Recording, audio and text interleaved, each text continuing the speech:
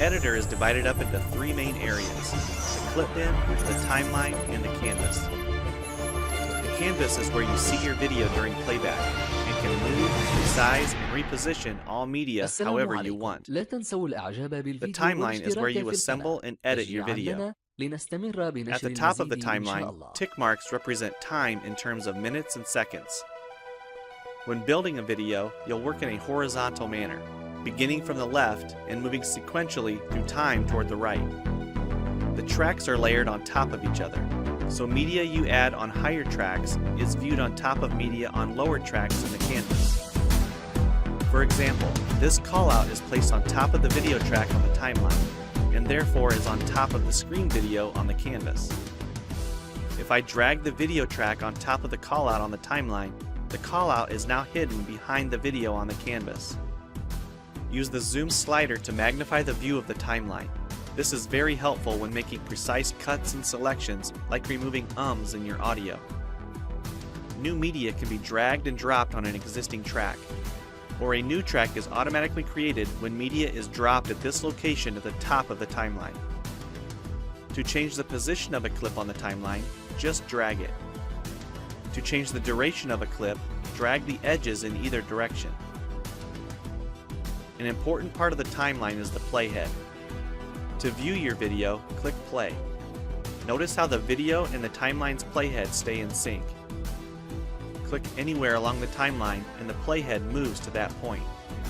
To remove a portion of your video, make a selection with the green in point and red out point.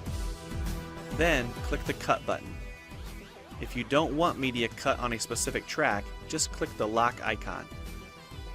If you make a mistake while editing, press Ctrl-Z on the keyboard to undo, or choose Edit Undo. Double-click the playhead to deselect. Next, we'll look at the clip bin in the library. The clip bin holds recordings, audio files, images, and title slides being used in the project you're currently working on. The library stores video clips, intros, callouts, title slides, and other media assets you want to use from project to project. It is pre-populated with professional content you can use in your videos. You can download more media from our website by clicking this link. You'll find a lot more music, callouts, and animated titles to use in your projects, and it's all free. Once you find something you like this callout for example, just drag it to a track on the timeline and resize and reposition it as needed. Double-click the callout on the canvas to open the callouts tab and edit the text, or change any of the text properties like color or size. You can find a number of other callouts to use in your projects by expanding the Shapes menu. You've probably noticed the video zooming in and out at times. For example, here when it's zooming into the timeline. To learn more about adding and customizing zoom and pan animations to your video, check out the other Getting Started tutorials on our website. We've talked about some of the tabs already, but be sure to explore the others for adding and editing special effects. If they don't all show up as tabs, click on the More tab to explore others, like the speech-to-text capabilities and captions, and the improved quizzing.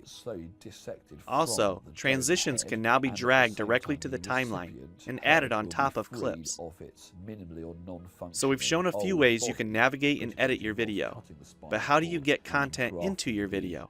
To make a new screen recording, click the Record the Screen button. If you already have an audio or video recording you'd like to use, click the Import Media button.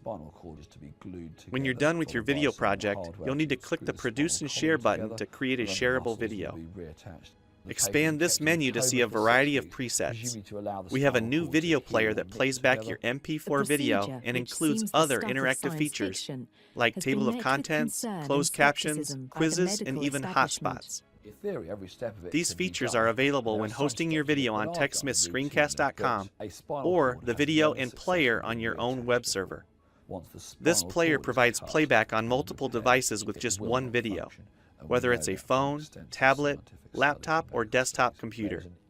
Well, it's time for you to try Camtasia Studio for yourself using the content on the timeline, or better yet, create your own.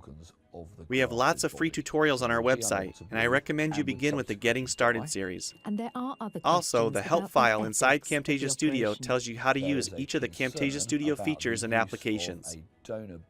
One last thing, if you ever want to open this Getting Started project again to view or practice with, use this link here. Thanks for watching, and we hope you Dr. enjoy Cannavero Camtasia believes Studio. the transplant could be the key to everlasting life. His controversial plans will be watched with fascination by professionals and public alike in 2017.